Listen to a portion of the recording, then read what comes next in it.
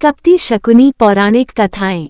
शकुनी गांधार राज सुबल का पुत्र था। गांधारी इसी की बहन थी। वो गांधारी के स्वभाव से विपरीत स्वभाव वाला था। जहां गांधारी के स्वभाव में उदारता, विनम्रता, स्थिरता और साधना की पवित्रता थी, वहीं शकुनी के स्वभाव में कुटिलता, दुष्टता, छल और दुराचार का अधिकार था। वह जीवन के उदात्त मूल्यों की तरफ कभी भी आकृष्ट नहीं हुआ।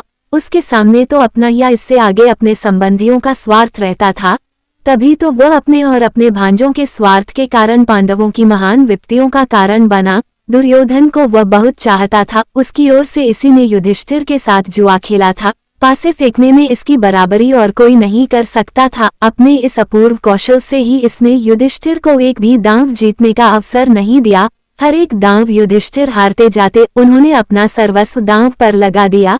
तब भी इस दुष्ट ने उन्हें इनकी पत्नी द्रौपदी को दांव पर लगाने के लिए उकसाया। युधिष्ठिर ने द्रौपदी को भी दांव पर लगा दिया। जब युधिष्ठिर सब कुछ हार गए तो उन्हें वचनबद्ध होकर वनवास को जाना पड़ा। वहां अनेकानेक आपत्तियों का सामना पांडवों ने किया। कौरवों ने अपने भाइयों की पराजय पर खुशी मनाई। इन सब में गर्व से फूलने वाले दो व्यक्ति थे। एक था दुर्योधन और दूसरा था शकुनी।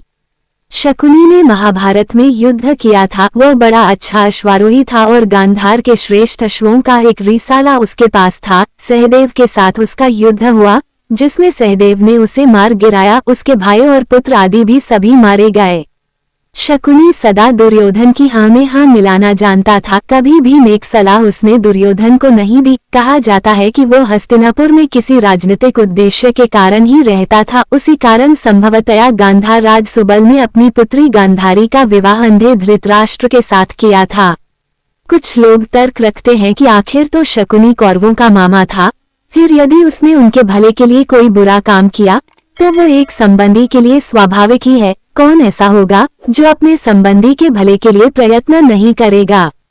लेकिन जहां तक जीवन की उदात्त चेतना का संबंध है, इस तरह के तर्क निराधार ही प्रमाणित होते हैं, क्योंकि शकुनी ने छल और कपट का आश्रय लेकर उस पक्ष का साथ दिया था जो अपने भाइयों के प्रति पूरी तरह अन्याय करने पर तुला बैठा था। जिन पुत्रों को स्वयं माता गांधारी ने आशीर्वाद नहीं दिया था, उनको शकुनी ने अन्याय की ओर अधिकाधिक प्रेरित किया। शकुनी का ऐसा करना यही व्यक्त करता है कि उसके हृदय में न्याय और सत्य की प्रेरणा नहीं थी। वो तो एक कुटिल व्यक्ति था जो अपने स्वार्थ के कारण जीवन की उदात्त गरिमा को ठुकरा कर कितने भी नीचे गिर सकता था। महाभारत के पात्रों में जहाँ एक तरफ जीवन की श्रेष्ठता और उदात्त गरिमा बोलती है, उसके विपरीत शकुनी जैसे व्यक्तियों में शूद्रत्व का भी रूप में हमें मिल जाता है।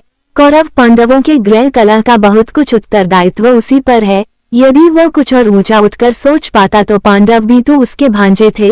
उनके प्रति वह इस प्रकार विद्वेष नहीं रखता। उसी के कारण साध्वी द्रौपदी का भरी सभा में अपमान हुआ। बाद में भी जब महाभारत का हाहाकार चारों ओर फैल चुका था, उसने अपनी कुटिलता नहीं छोड़ी थी। दुर्योधन ने द्रोणाचार्य से युधिष्ठिर को पकड़कर ले जाने की प्रार्थना की थी। वह चाहता था कि शकुनी मामा फिर युधिष्ठिर के साथ जुआ खेलकर उन्हें हरा दे और इस प्रकार उनको वनवास के लिए भेज दे, जिससे ये सारा युद्ध ही समाप्त हो जाए। उस समय भी शकुनी इसके लिए तैयार हो गया था। इस तरह देखा जाए तो पांडवों के कष्टों के लिए तो शकुनी उत्तरदायी है ही, बल्कि कौरवों के नाश का भी एकमात्र कारण वही है। यदि जाए के समय वह छल नहीं दिखाता तो पता नहीं कौरव कुल का इस प्रकार भीषण अंत होता या नहीं।